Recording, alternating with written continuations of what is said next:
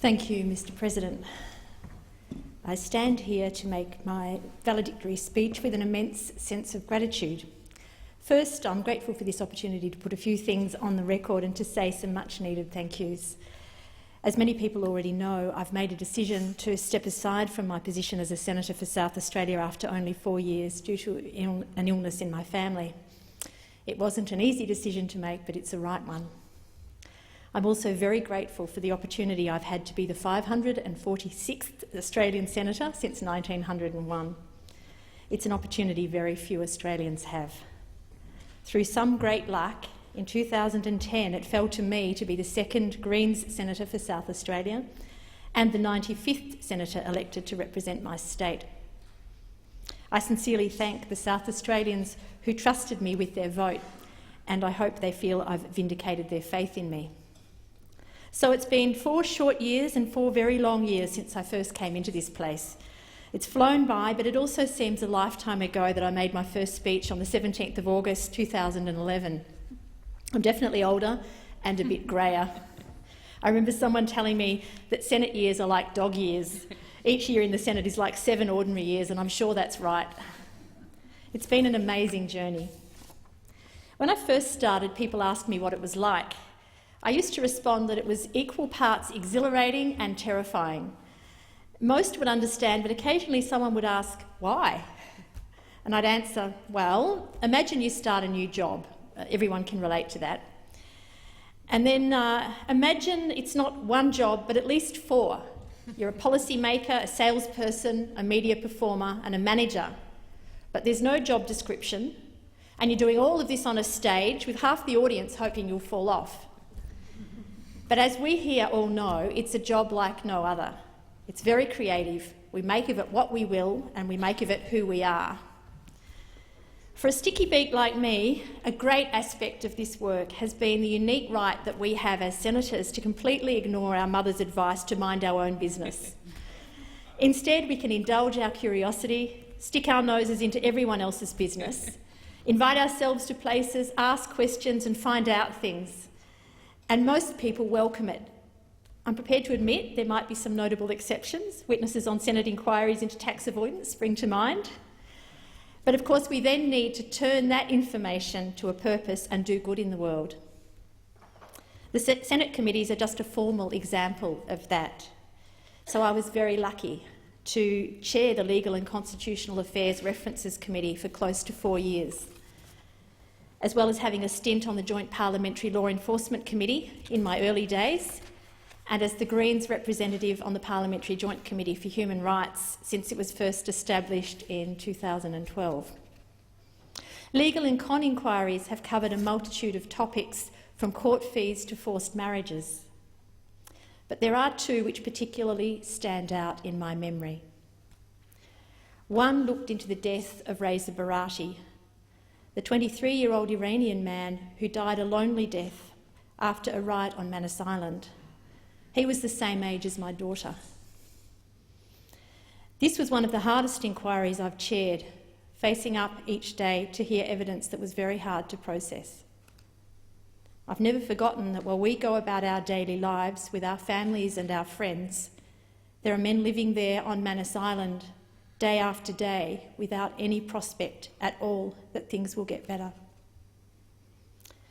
The other inquiry I'm most proud of was the legal and con consideration of the value of a justice reinvestment approach to criminal justice in Australia, which looked into our patently failing system of law enforcement and asked what changes can we make to reduce the number of Aboriginal Australians being locked up in our jails. They are some of the most imprisoned peoples in the world.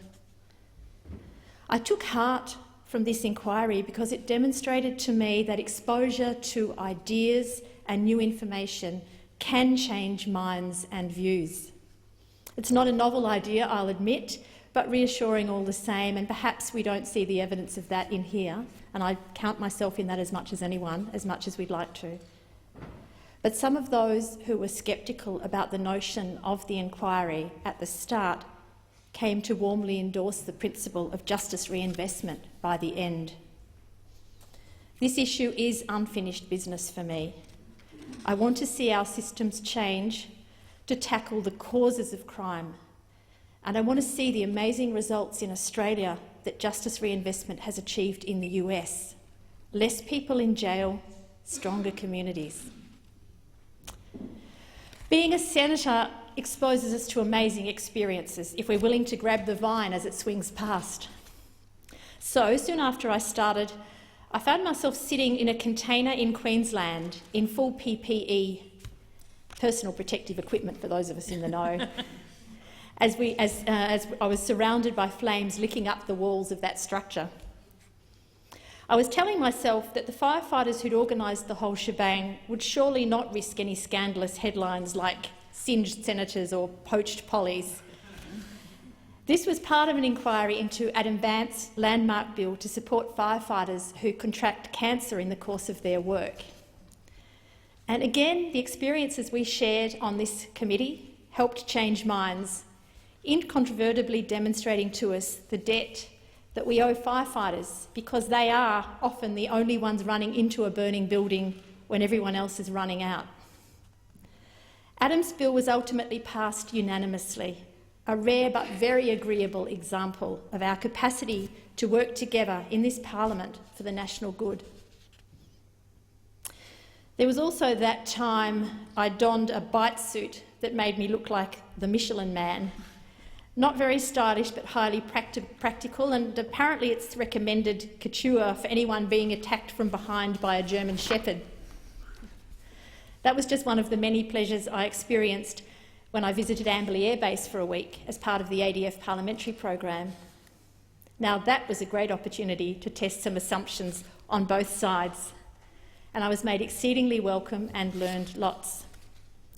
A highlight was travelling in a C-17, the aircraft used for delivering aid supplies and assisting with medical evacuation when Australians are providing emergency responses at times of natural disaster and crisis, work that I'm immensely proud of. So less adrenaline-fuelled but thoroughly rewarding was the extraordinary hospitality I experienced in rural Australia as I conducted a tour over about 18 months to hear about gaps in mental health services in country areas. Although the scones and lamingtons proved hazardous to my waistline, I just loved the chance to learn from people who could help me develop policy that was relevant to their needs. On Friday night, after a few days on the road, I was flying back to Sydney from Orange. The attendant solemnly went through the safety drill from the front of the plane, determined not to be distracted by the fact that I was the sole passenger on the flight, sitting in the very back row of the 34-seat plane, listening dutifully. At this point, I probably should point out too that although I had the plane to myself, it was a regular scheduled flight, so any resemblance to Choppergate is purely coincidental. My rural tour sums up my favourite part of the work that we do: the rewards from meeting people, hearing their hopes and fears, amplifying their voices and being able to reflect and validate their concerns in the National Parliament. It's very good for democracy. Making connections, taking the risk to be real, listening with an open heart, that's really the most exciting part of being a senator for me. And if it sounds like a girl's own adventure, well, it really has been. I'd like to see many more girls coming on this adventure. And I hope that in some small way I've helped show that ours is a perfectly respectable profession. I think the trick is to find a way of doing politics that's congruent with one's own personal style. Encouraging this will lead to more women putting their hands up. We work in a challenging, often adversarial environment, which rewards behaviours that would actually have you disciplined or ostracised in a normal workplace. As a guiding principle, I've found it helpful to remember the advice of one of my favourite cartoonists from the 1980s, Kaz Cook.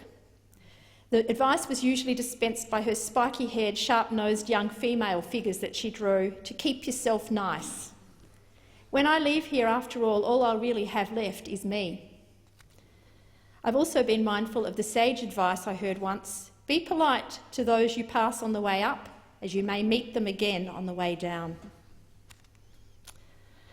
As I look ahead, I know I'm going to enjoy some sleep and luxuries like reading for pleasure, having the time to reflect, and reconnecting with friends and neighbours that we all miss in this place. While I'm sorry to be leaving, I know that my party, the Australian Greens, is in a good and growing place. I'm thankful that I've been able to work with wonderful colleagues, my Senate companions, and Adam flying the green flag in the House of Representatives.